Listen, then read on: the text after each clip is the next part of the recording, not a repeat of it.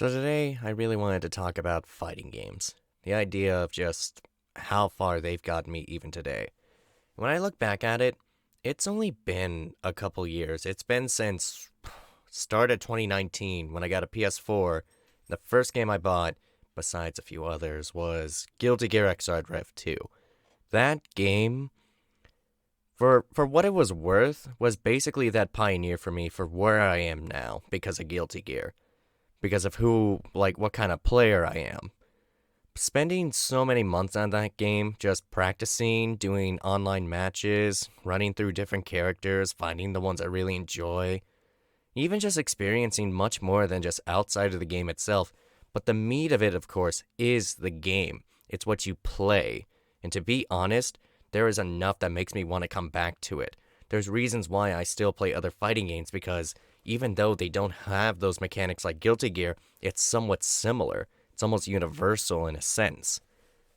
But with Guilty Gear, it's that idea where it's just like every fight is always something different. It's always a different event. It's always a different tale. Who knows who's going to win, who's going to lose? It's going to depend on character choice and depending on how good the players are. It isn't because of some cheap move or some cheap mechanic. It's because of how good that match can go, how well it can favor one opponent, and how well it can favor another, or not. And that's what I really learned with Guilty Gear, and that's what really I just took with me for many other fighting games with me. It's just that idea that it's just like, I find the characters I really want to play, the ones I really want to be invested in, then I really put them up to the match, really put them to that settlement of just like, who's better than who, really. I took that with other games. I did that with BlazBlue Cross Tag Battle. I did that with the King of Fighters 13, even though I never played the online for that, because who is playing KOF 13 on Steam online right now with that netcode? Ugh. But I took that with pretty much every fighting game that I have played up to this point this year, and I still look back at it, and when I look back at it for all I've learned, I find myself still just an average player. I don't find myself a master. Maybe, and I've told myself where it's just like, I have learned enough for some games, like BlazBlue Cross Tag Battle is that only game I tell myself where there's nothing else for me to learn. Of course I can clean up on a few aspects, like maybe do more cross combos, maybe learn some other characters, do some other team matchups, maybe put in like another 30 hours into online, then I can get the full experience of BB Tag. But playing that game for a whole year, especially after the 2.0 update came out back in November 2019, I had found my place in that game, being a very average player. And while that may not be like the best thing to hear from a fighting game player that has just played so many hours of BB Tag, playing online of it, playing it with friends, doing freaking endless matches with my friends, and even just trying out different teams, finding different ways to play the game, I still find myself I have just like peaked at my limit with BB Tag. Maybe because of how the game functions, maybe because I don't want to experience online anymore, because online can be, it's a flip of the coin, honestly. Some matches, the connection is good, other times it's just, oh, please stop me now, please disconnect me right now from the game. But still, there is something that brings me back to BB Tag, much like as it does with like Guilty Gear, because ArcSys games are well renowned for just having that fast-paced action in their games, and you can find that even as early as the first Guilty Gear. You can even find it in even current games, from what I've seen, like Grand Blue Fantasy Versus, a game that I have not personally played because of reasons, but I can tell that, yeah, that game does have fast pace to it. And I would play it, but I'm a stickler for not wanting to pay for $60 title games unless they go on sale, and Grand Blue Fantasy Versus has only dropped down to like 20 or like 40 or 30 in between sales since it came out last March. And honestly, it's still not enough to interest me. I know zero to nothing about Grand Blue itself. Well, I think it's neat that a pretty popular Japanese mobile game did get like an official fighting game made by ArcSys. That's about the same amount of cool as Dragon Ball FighterZ getting an actual proper fighting game. But still, I know zero to nothing to Grand Blue, and from what I've seen of it, it looks so much more simpler than BB Tag, and honestly, just doesn't interest me that enough. I wouldn't even say guest characters would be perfect for it. I wouldn't think so. But point is, what was I going on about? Oh gosh. Oh boy. I would say probably, yeah, BB Tag. There's still something that brings me back to BB Tag even after, like, since, what, August 2019 when I first picked up the game. And there's still sometimes I come back to the game, I think, maybe there's something I don't know. Maybe there's something I really want to check out. Maybe I watch some online matches on YouTube and just be like, dang, that actually looks pretty cool. I want to try that out. And then I go in for about like an hour or so, and then I'm like, oh, okay, that's good enough. Like, it's real scratching the barrel, in a sense. It's somewhat scratching the bottom of the barrel. And it's mostly because I have been teaching my friends, my closest friends, how to play BB Tag. I've only gotten one to truly, truly play the game. And for as much as he's like, he's got his busy life just like I do, he's still a very average player. I would say he's equal to me in a sense. It's like, yes, he doesn't exactly do stuff like I do, but nonetheless, I mean, that's what makes it unique. That's what fighting somebody is like. It's uniqueness.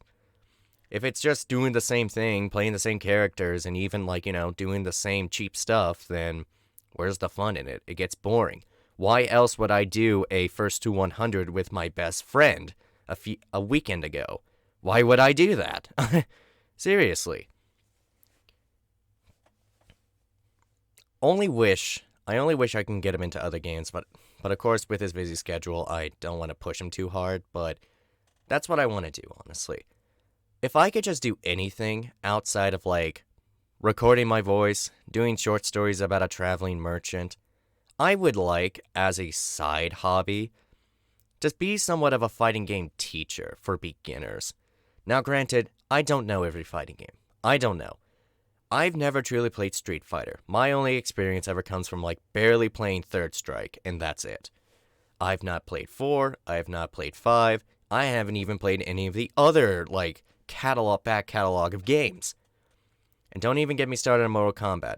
For as much as I played that for fun back then, it's a game series that I could just never really get interested in.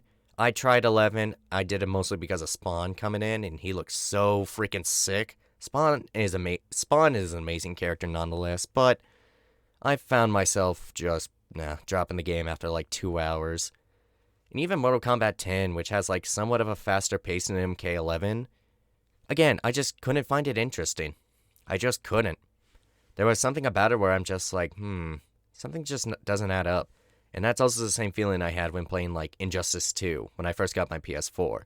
Because as soon as I started playing Guilty Gear, Injustice was pretty much gone for the map. I even forget I even have that game still, to this day. Like, I still have a disc of Injustice 2 lying around somewhere, and I do not play it. Like, granted, I put in the time for Injustice 2. I had a fun time with it, but as soon as Guilty Gear came into the picture, that was it. It just snapped away from my mind, forever. Anyway, I was getting off topic. No, this is off topic. No, this is on topic of what I mean. Another series I do not know is Tekken. I swear to God, I do not know anything. The only game I have recently played of Tekken is Tekken 4 on the PS2, and I don't understand a single thing that is with that game. I don't understand a single thing. So if you come to me and being like, hey, how do you play Tekken 7? I'm literally going to be like Harada and just be like, don't ask me for shit. Don't. So those are like the 3 main series that I don't really know. Street Fighter, Mortal Kombat, Tekken. I just don't know those series. They just never interested me as series. Like, they look cool, and they have a lot of legacy to them, which I can appreciate. But they're just games that I either don't have the time for, I don't want to put in the time for, or I'm already playing games like Guilty Gear or The King of Fighters. Excuse me. So, yeah. And speaking of The King of Fighters, my time with this series has actually been just a little over a year now. Yeah, surprisingly, because I literally, the first introduction for me with the King of Fighters was not some older game or not even KOF 14. It was KOF 13 on Steam. And let me tell you, that was a time getting used to. I think that was my first experience. If there is any type of like sub archetype of fighting games, King of Fighters I would say is a well more grounded fighting game than like Arxis games, more like Blaze Blue and more like Guilty Gear. There's not a whole lot of air control. Your feet are mostly stuck to the ground, for a few exceptions, of course, with like characters and mechanics and stuff. But King of Fighters for me, and especially goes for like many other SNK titles, that I found myself being stuck more to the ground and understanding like what connects with what, because you just can't do combos easily on the fly. No, you gotta put them all together. Otherwise, you're gonna get punished for it very, very hard. And I find myself more times in training mode than I do anywhere else. Like whenever I boot up a King of Fighters game, I'll play like 10 minutes of training mode and then go straight into like an hour long's worth of like doing arcade runs. Because I want to understand like, oh man, can I really just like perfect what I want to do? Or like, can I really pull off what I really want to do with this character or even this team? Because the thing is, most King of Fighters games these days don't have onlines. I mean, yeah, sure, there's like communities that actually bring these games alive, but I don't have access to those, and I don't have the laptop power to really handle all of that, so actually what am I talking about? That's really all false. My apologies. Man. Coming from the guy that has watched so many matches of players on King of Fighters 95, 97, all the way to 2003, it's like, people are still playing King of Fighters titles way back from the 90s, even today, online, perfectly. Doing first to 10s, doing 50-minute long rivalries, it's just not even just anything. It isn't for cash, it isn't for prize, it isn't tournament. It's just because. They're just playing it just because. Anyway, I'm getting off topic, ain't I? Actually, no, I'm not. I'm talking about King of Fighters right now. I'm talking about SNK. So yeah, KOF 13 was my first big experience. Was my first experience with an SNK title. I had played a little bit of Garo Mark of the Wolves back then, and even way before that, Samurai Showdown 5 Special. But neither of those games stick with me. I loved Garo's art style, and I even loved the backstages and the themes of the characters. But gameplay-wise, it never sticked with me. But then, as soon as I got into KOF 13, it's like, oh my god, I am in it for a long-ass time. I'm gonna be in this game, and I'm still not gonna understand anything. I still don't understand today. Like, even practicing a little bit last night on my fight stick, I still don't understand how stuff works in KOF 13. I still don't understand HD cancels. I don't know what cancels into what. I don't know how to stop cancels from happening, from messing up my combos. I can barely properly do combos because it's like, I'm so disconnected from KOF 13 because I've been so focused with like Guilty Gear Accent Core Plus R and even XR and even other KOF games as well that it's like, I have forgotten how to play KOF 13. And even then when I had learned how to properly play it, I still don't know it fully. I still don't. But that's fine, honestly. I'm fine with that. Because until the day that KOF 13, that SNK decides, hey, Team Mystics, can you give KOF 13 Steam Edition rollback netcode? And they're going to be like, yeah, sure, we'll do it. Until that day happens, I will be fine not understanding everything about the game. Because that just means the more I go back to it, the more I hope to understand, the more I hope to fully master it. And honestly, even looking online for like, tips and stuff, it doesn't really help. Like, yeah, maybe as a beginner, like as a first-time fighting game player, understanding just like, yeah, maybe I should look online. Maybe I should watch some YouTube videos. Maybe I should look up some forum guides. I've looked up forum guides. I've looked up YouTube videos.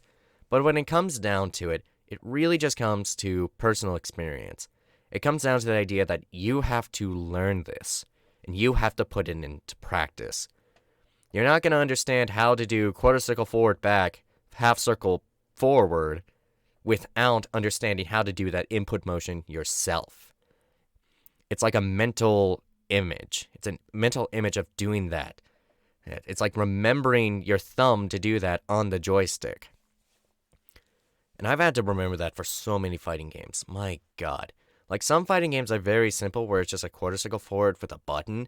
But games like freaking King of Fighters, and this goes for most King of Fighter games and Guilty Gear games, always require like big command inputs.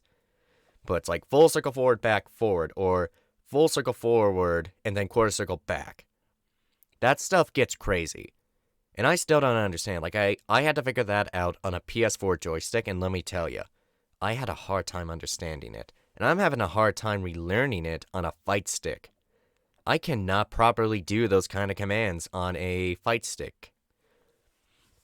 Yeah, excuse me again. But let me just say, fully properly knowing that, finally like getting that idea in your head, like, oh, okay, this is what I have to do. That's a satisfying part. That is like one of the many satisfying things about a fighting game. It's just like you finally properly understanding how this thing works, and then doing it after so many times, doing it right, you finally know that, oh, okay, I could finally do this. I've put it into practice, I can actually do it properly. So yeah. King of Fighters has taught me quite a bit. It doesn't have that, I would argue though, it doesn't have that impact, say, like Guilty Gear. But I would say it's like, it was that middle child in a sense for me. It was that middle game for me, where it's that middle game series, where I'm like, oh man, King of Fighters is so cool. But I never really thought like, so much of it I learned, because it's more of a way more grounded game than Guilty Gear, or BlazBlue for that matter. And speaking of BlazBlue, to be quite frankly honest, most of my second half of my fighting game time, besides Guilty Gear and maybe even KOF 13, a lot of it came into BB Tag. So much of it into BB Tag. I went into online not knowing how to play the game. I did not know. Compared to like Guilty Gear, which I had spent months prior before I actually did my first online match, and just understanding like, oh, okay, so here's my character, here's this character that this player is playing, let's see how this goes. With BB Tag, I did not know what I got into. I didn't know my characters. I didn't know any other characters. I didn't know the characters that my opponent was playing as. I didn't know. I went in fully blindly. Because I'm like, oh, okay, it's just a button mash game. BB Tag is literally just a button mash game and you win. That's it. I did not realize that. That was like my first 2 months into the game before I finally realized I should probably train. I should probably learn some stuff. Understand, what I could actually do. Because I played the story mode, wasn't too impressed with it. And then I was just playing a bunch of endless horde mode. And that was fun for the time being, but it's like, I was just playing random characters. I will always remember my two main teams back then, day one. It was Noelle and Gordeau and Kanji Makoto. Always remembered that. And I will never go back to those teams. Because I do not know. The only character that I still remember to this day to play in that game is Gordeau. Everybody else is like, oh my god. I would be just a wreck just playing those characters. I would not understand the first thing to do with them. I'd probably just mash DP the entire time. But as soon as I got myself into the training room, as soon as I got myself to understand all these mechanics, to understand the tag switching and cross combos and even doing distortions and stuff properly, it's like, oh, okay, that makes more sense. And I started trying other characters. I was trying Mitsuru, I was playing Akihiko, I was playing in a different amounts of characters, but not a whole lot. Because by that point, I was still looking forward to 2.0 update. I was looking forward to finally playing some new characters. And as November 2019 hit and BB Tag 2.0 update came out and 9 new characters came out, I knew who I was playing day one. I was playing Akatsuki, I was playing Susanoo. Was I playing it? Oh yeah, I was playing Adachi as well. I was planning to play Adachi. I was also playing Elizabeth. I skipped Yumi, she didn't look too interesting. Skipped Neo for the same reason as well. Hilda I was kind of interested in because of her game plan. Holy crap, she looked crazy. But as soon as people came out saying her damage output wasn't the greatest, and her DP was really slow, it's nah, I'm good. I'll pass on Hilda. And Celica, I mean, Celica was a nice addition, but she was never one of my favorites. She was never one of my favorites, but yeah, honestly, when 2.0 came out, that was like a refresher course for me. That was for me to finally understand what BB Tag was all about. And since then, I literally have given almost every character a shot. But if anything, my two main teams that I am proud of are Akatsuki Hakumen. Akatsuki Hakumen is a team that most people do not play and most people do not expect, but I play this team to the fullest amount. I know I mash counter DP a lot with these characters, but I don't care. I like it nonetheless. I like that these two have like one has projectiles, one can get in closer, one has a giant sword, one has like some weird lightning taekwondo. And honestly, that's what I enjoy the most. I call it the white what did I call this team before? The Indomitable White Void. That's what I call the team. Kind of cringe, but it's proper. It's meshing up the two characters, the two titles of these characters, but still. Then the other team was Adachi Azrael. But that was because I had learned Azrael properly, especially in Central Fiction, and I fell in love with Oonga Boongas. I fell in love with Oonga Boonga archetype characters, and I'm just like, oh, these are so much fun. They're so stupid, but they're so much fun.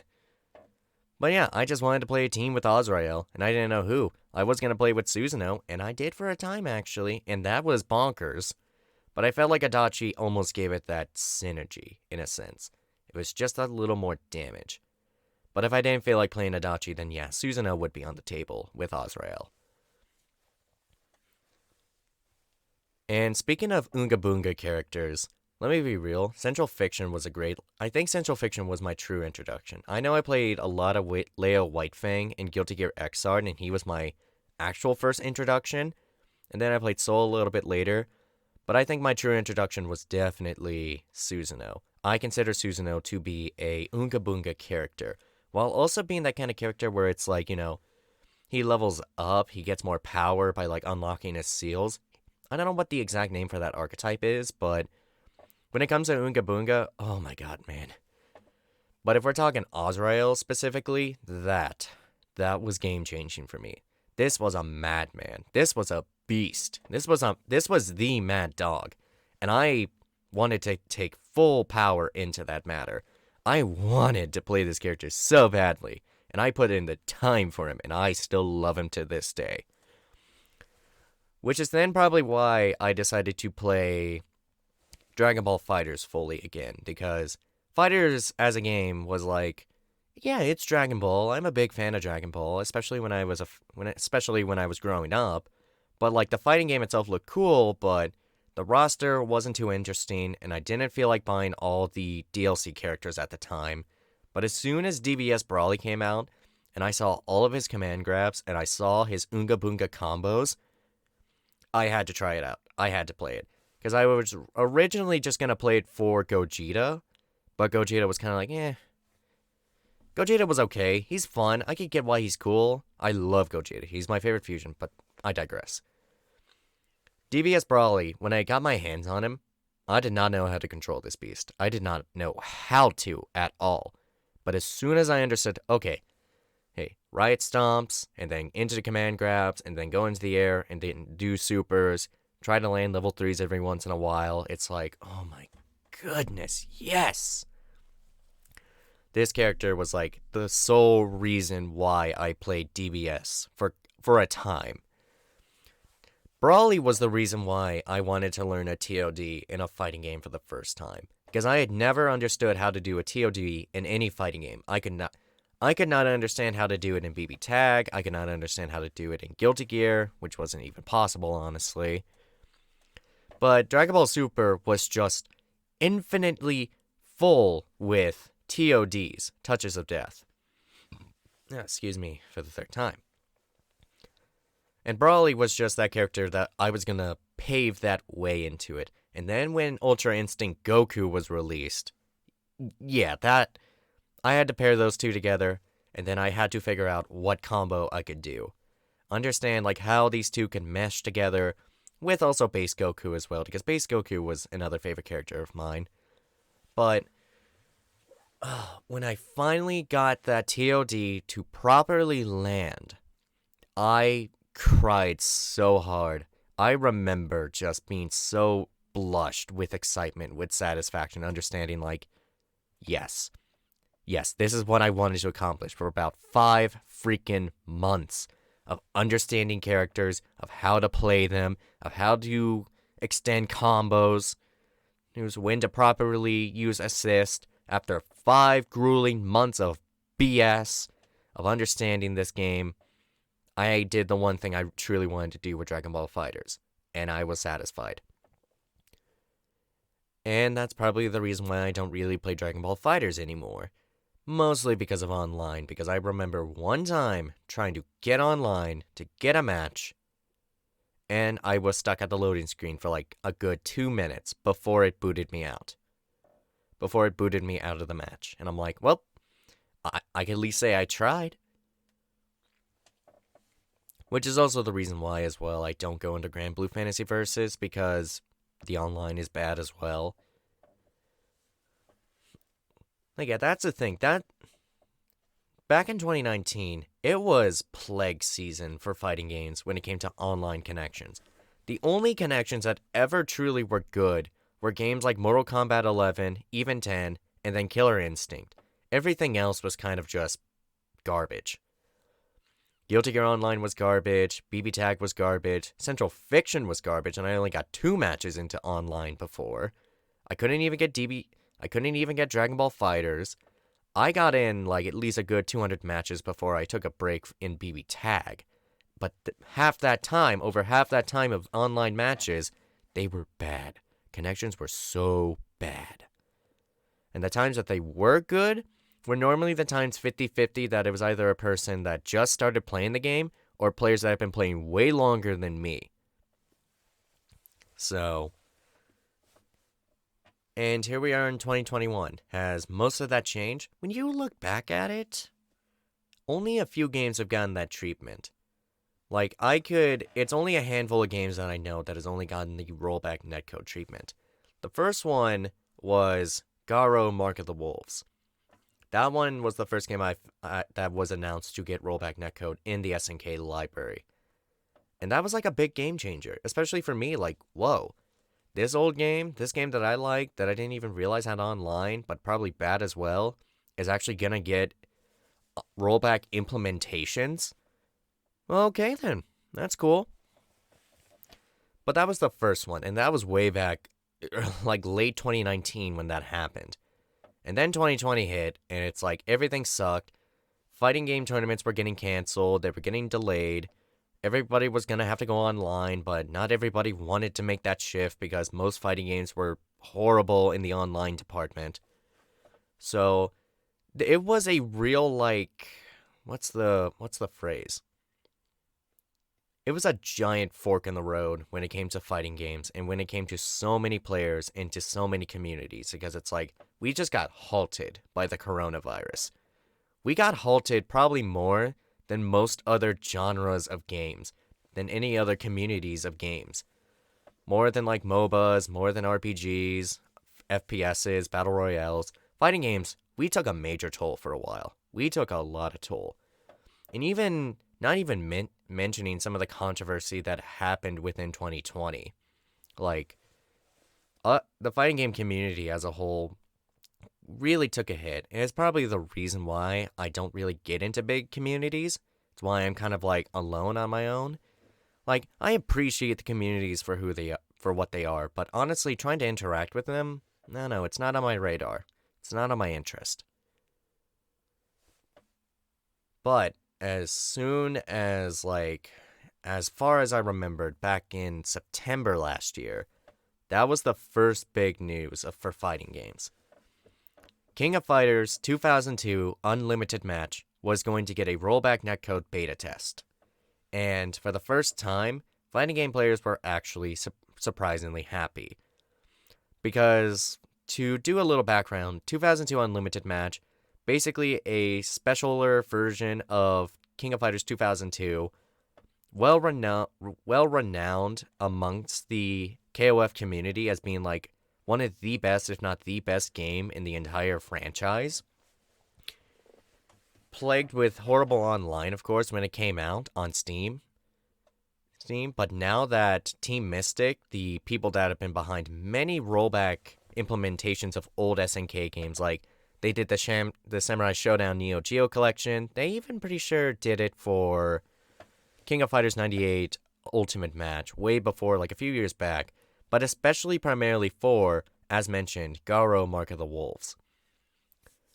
Like, people were mad crazy about it. And even I was crazy about it because I'm like, whoa, a King of Fighters game actually getting rollback netcode. That's great. That's great, honestly.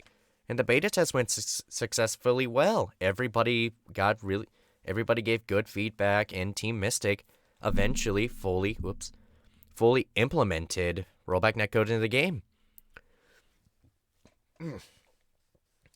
Now, of course, that was just the beginning. Because another game, not even a month later, got announced to get rollback netcode as well. We all know what I'm talking about. I'm talking about Guilty Gear Accent Core Plus R, the game that unexpectedly brought everybody as a fighting game fan almost together in a sense. Everybody collectively just raised their arms up and said, hell yeah. Even I did. I'm like, holy shit. First King of Fighters, now Guilty Gear, getting rollback netcode on Steam? What the hell is this? They got their beta test. That went pretty well. Everybody talked about the game. Everybody came back to talk about this game, to play this game, to have tournaments for it. And eventually, ArcSys did decide that they indefinitely extended the rollback netcode beta test for it until it was fully implemented. And not even like 2 weeks after that, they fully implemented it. So rollback netcode is finally in a Guilty Gear game for the very first time. And so Strive, that is. I think that's where it all started, though, honestly, now that I think about it. Guilty Gear Strive was like that real first push, because when it was announced that Guilty Gear Strive was going to be released with rollback netcode for online play back in March 2020, everybody lost their shit. Even I did. Because hearing the words rollback netcode in Guilty Gear for the first time in about over 20 years, absolutely insane. It just ridiculously dumbfounded insane to hear those words. Rollback netcode, Guilty Gear Strive. Well, not in those words, but still. Of course, we have to remember how bad the beta tests were. Those were horrid. I didn't even play the online because I only got the first night to play offline. And I thought it was good, but seeing how people's experiences were online, yeah, they were using delay-based. They were still using delay-based, and it was horrible. So, yeah, that put a dent. Like, that beta did put a dent on the reputation of this soon-to-be Guilty Gear Strive. But of course, let's all be real, we're all excited for it at this point.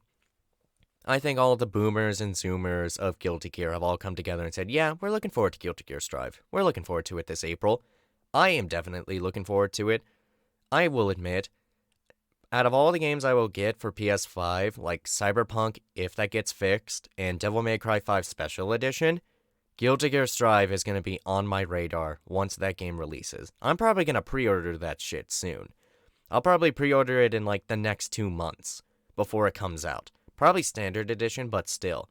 I expect quite a bit from this game. I'm keeping expectations low, but at this point, it's been about 2 years since the game was announced, and it's getting released this April on April 6th. Mark your calendars, people. April 6th is when Guilty Gear Strive releases for PS4, PS5. Was it going to be released for PC? I don't remember. Hold on a second. Let me look up very quickly.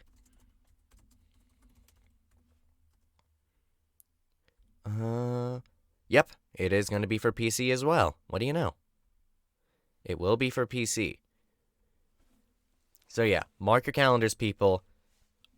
It's going to be big time. It's going to be like a real rekindling for Guilty Gear again. And Axe and Core was kind of like that extra push as well, I believe. I don't know how it happened. I don't know who decided an idea like Guilty Gear Axe and Core, a game that is about a decade old and has not had a community in so long, just decide, hey, let's give it rollback netcode. I don't know who at the executive team decided to do it, or even what team, or even who decided to greenlight the small community team that put rollback netcode into the game. I only wish they could do this as well for Xrd. If they did that for Xrd, oh man, would I be playing Xrd right now on PS4? I wouldn't even be sitting here probably. I probably would, but it'd be less time. We've already hit 35 minutes of talking about fighting games. But, oh man, I would be in shock if Guilty Gear Xrd got rollback netcode. I know there are people that got like good internet for that stuff, but I don't. But would I just love to see Xrd get some form of rollback netcode, something that can actually play the online fully playable, so the community can fully come back together. That's what I wish. So yeah. Anyway, going back to Axe and Core, that was also at the same time when I fully got back. That's why I put in like 50 more hours into the game in under like 2 weeks. I know that sounds like chump hours. That sounds like chump hours, but honestly, let's be real. I was still in college, I was still working a lot, I was still playing other fighting games. I was anticipating some other fighting games as well, and some other video games in general. But the other thing is that I bought Axe and Core Plus R back in Christmas 2019 alongside KOF 13 during the holiday sales. And I didn't play either of those games truly until like the next month, but it was mostly Guilty Gear, but I did not understand how to play Guilty Gear as well, because I had a hard time understanding it on a PS4 controller playing it on Steam. Those two games were my first experience, like connecting a controller to my laptop so Steam could do it. And let me tell you, it was a hassle. It was a hassle to understand that. But I'm just like, oh, okay, cool, let's play these games. I played Guilty Gear X and Core for a while, but then pandemic hit, and I'm like, oh, okay, well, I don't really feel like playing Guilty Gear. And then I played KOF 13 in like May 2020, I believe, maybe even April, even though that was like the worst month that I had back in 2020. But I remember getting into KOF 13, I'm like, damn, this game is great. But then it's like later in September last year, when finally Axe and Core got rollback netcode, I'm like, you know what? Let me revisit this game again. And I did not know, I didn't understand a thing.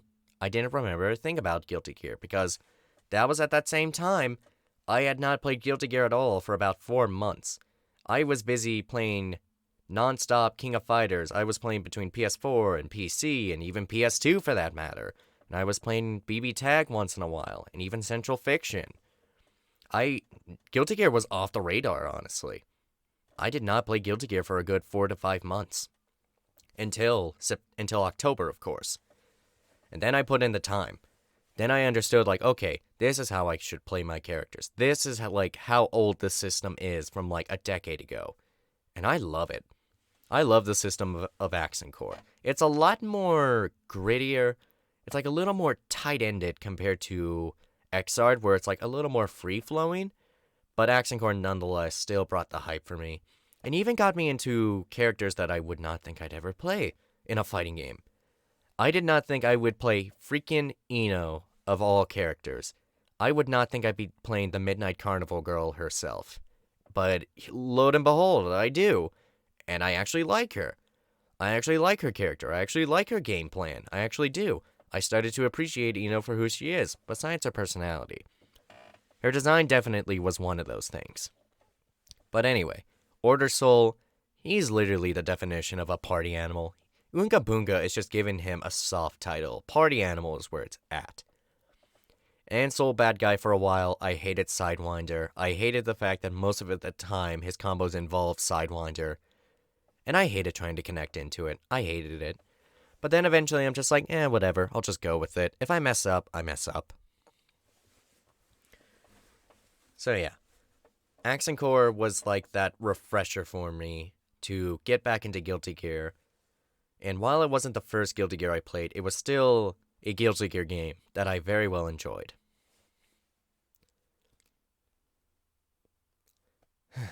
Man, I have talked a lot, haven't I? It's been 40 minutes now, as it is.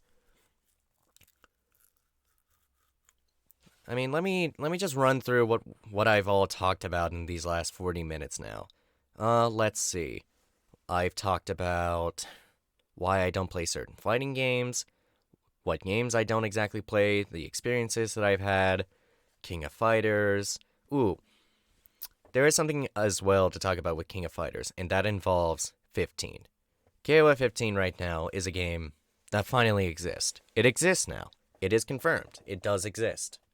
What do I think of it? I think it looks good.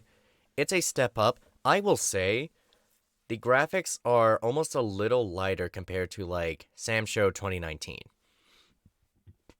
That's what it looks like. It just looks like the black lines are not exactly on the characters as much.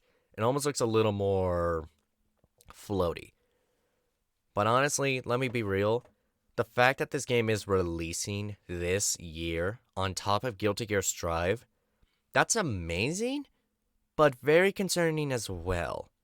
Because let me paint a picture at this sense. It's been 6 years, at least. No, it's been 4 years. It's been 4 years since the last King of Fighters, and King of Fighters 14 wasn't exactly the most well received, especially when it came to the jump to 3D. I don't even, and that's another reason why I don't play KOF 14. That's the only KOF game that I deny I will play, because the graphics don't look that good. Like, I know that shouldn't deteriorate, but from my experience playing a fighting game, but honestly, playing so many of, if not all the 2D King of Fighters games, it like I see it much better. I see it much better in that vein. And KOF 15 already looks a better step up than 14, so I will definitely play it. But 14, I just feel like does not have the soul that I'm looking for when it comes to King of Fighters and a fighting game especially. So anyway, KOF 15, right now I feel like the fact that they are pushing this game to be released this year, we don't know when. It just says 2021. When we're already going to be getting freaking Guilty Gear Strive in like 3 months is kind of concerning. Also, especially with the latest trailer that they put out of Shune.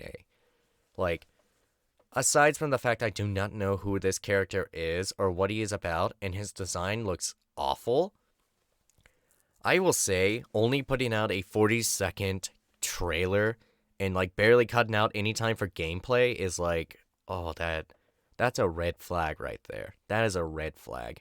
And we're supposed to get another trailer this week for another character. It's probably going to be Kyo. And if not, it's going to be one of the other characters. It's going to be Benimaru, it's going to be Leona, it's going to be K-Dash, it's going to be Mai. But whoever it's going to be, I hope SNK realizes that they take the feedback from, like, their comments saying, like, oh, this trailer was dog shit. Like, this didn't represent anything. This didn't say anything about the game at all. It just showed the character doing a few cool things, and that's it. Like, I don't know how far they are in this game. Nobody probably knows. Nobody probably knows how far this game is. Well, besides maybe data miners. But still. Nobody knows how far in production KOF 15 probably is. We don't even know if we'll get rollback netcode. We don't even know, which could probably be a deciding factor for the game. Character-wise, come on, it's a King of Fighters. Name one game where they name one King of Fighters games, main title-wise. None of the, like, maximum impact that they decided, oh yeah, we're gonna have less characters. We're gonna have, like, less than 20 characters. Name one. Name one game. I would guess not. So it's like, they have a good starter introducing, like, mostly returning characters. They're all returning characters. They really are. But especially like monumental characters like Kyo, K-Dash, and Leona, who have been around, you know, for a very long time. Even Mai, of course. Like, Mai's been around ever since, like, what, the second Fatal Fury or something? I don't remember, but still. They have a decent startup, but they need to continue showing more characters. I would be shocked if, like, let's be real. Characters like Terry and Iori are definitely coming back. They just haven't been shown off yet, and we'd all be damn surprised and shocked, and even worried if either of those characters didn't show up. But anyway, I hope the next trailer that they put out this week, depending on when it comes out and who it's going to be about, please show us more. Please give us more information. Don't just show us like 5 seconds of a character doing simple attacks and then another 5 seconds of doing special moves and then going into cinematic supers. Don't give us that. Give us more. Show us more of what you've done with this game. Please, SNK. I would actually be very, very glad to actually fully support a game. Like to buy a game and just be like, damn, this is amazing for the first time on release date. And that's what I'm even doing with Strive as well. That's what I'm doing with Strive. I've never had that before. I never had that. And now it's going to happen with Strive, and I really, really hope. So. But yeah. If KOF 15 comes out later this year, like say, I don't know, holidays maybe? That might be a good time because let's be real. Video games right now are kind of taking a break. There's nothing really coming out in the horizon right now. And for fighting games, it's like, well, no other than Guilty Gear Strive right now that's coming out soon. But I think that's where I'm going to put all of my interest into right now. Like, I'm not going to hype too much. I have been let down a couple times by Arxis when it comes to Guilty Gear Strive, mainly because of the beta. But I look forward to April 6th when the game fully releases. We get all the characters. Maybe we get DLC characters day one. I hope not, though. I hope not. At least push that back for like maybe at least a few weeks. Like full content, a good story mode, good training mode, tutorial, functional online. Like, please. Please do, Arxis. Please do. I would really appreciate it, and many, many others would. For me, though, especially because your games is the reason why I got into fighting games. Guilty Gear is the reason why. Xrd is the reason why. And while Xrd has kind of become like a ghost town when it comes to Guilty Gear games, especially because of Accent Core now, it's like, step it up. You now gotta step it up. Are you gonna let Accent Core take all the spotlight right now? Well, of course it is. It's taking all the spotlight. But make sure it doesn't take still all that spotlight when Strive comes out. Like, if Strive comes out with like a big issue that really puts a dent on release date, then people are still gonna look back at Accent Core and be like, hey, let's go play this game. So, but I look forward to playing Guilty Gear Strive. Characters I'm going to play probably day one. I'm going to play Soul. I'm going to play Leo. I'm going to try out Nagaryuki. He looks so freaking cool. There's going to be no Slayer. Is there any other characters I was going to try out? Not really. I may try out just the whole roster just because, but I've never been a fan of characters like Axel or Mei, so. Who do I think the last character is going to be? The last character that it is going to be is a very, very tough one. Let's be real. It's going to be tough to know who they're going to fully release out because we're getting that trailer next month. But Anji was the last character to be announced back at New Year's. The chances of it being like Slayer, impossible now. Venom, highly unlikely probably. Sin, we don't know. Elfelt, big fat chance no. Baiken, let's be real. If it came to fan popularity polls, Baiken would probably be that character. So, and of course, if we are living in the best/worst timeline right now in the world, then yeah, we're most likely going to get Baiken. You know what? Screw it. I don't care anymore. All of my expectations have been shot, so screw it. Just put in Baiken. Put in Baiken, make everybody happy, make everybody complain about her day one. Probably fix her, then nerf her, and then let people just complain about her for the rest of the times. Okay? But, yeah, I just look forward to Strive. I really do. And I'll look forward to KOF 15 whenever that gets, released. But I'm not having any expectations for that game right now. I'm not going to. Not a chance.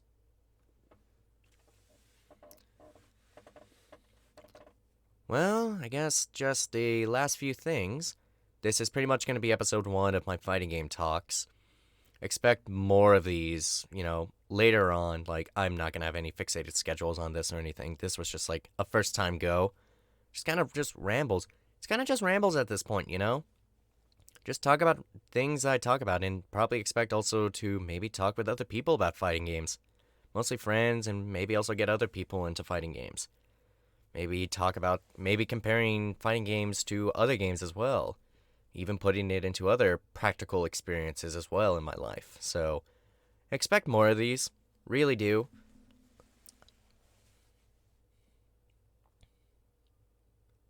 Yeah, that's all I really got. Honestly, I kind of just winged this first one. Probably expect this to be posted on YouTube and probably shared across some other medias, but no, I honestly had a decent first time. I had a fun time doing this first one, even though it was just talking to my own. Audio's probably going to be a little choppy every now and then, maybe in this talk, but hey, first time actually doing a 50-minute video. Let me be real. First time 50-minute recording. The only thing that comes close was a 40-minute recording of a podcast that me and my friends did, but I've yet to upload that, and I probably won't because my other friend already did that, so I'll probably link that. But yeah, I'm just going to call these fighting game talks for now. I'm going to come up with some more interesting titles for this little series, mini-series, whatever. So yeah, and probably expect me to record fighting game footage as well every now and then. This is just like a basis. Maybe even add some music as well. Again, this is the first time for me. And this is what I want to do. I want to do more recordings, do more with my voice. Yeah. So, also, if you can just call me anything, call me Ghost Bardock, call me Limot Tomato, call me Limot, call me Limit. Yeah, so. And if you're ever interested talking more about fighting games, I'm also that person who, like I said, I'm willing to teach people. I'm willing to teach people how to play fighting games. Get started in fighting games, choosing fighting games that they want to play, which is other topics I'm going to talk about as well later. So yeah. This is Lemont signing off for now, and hope you enjoyed this very first recording. Until then.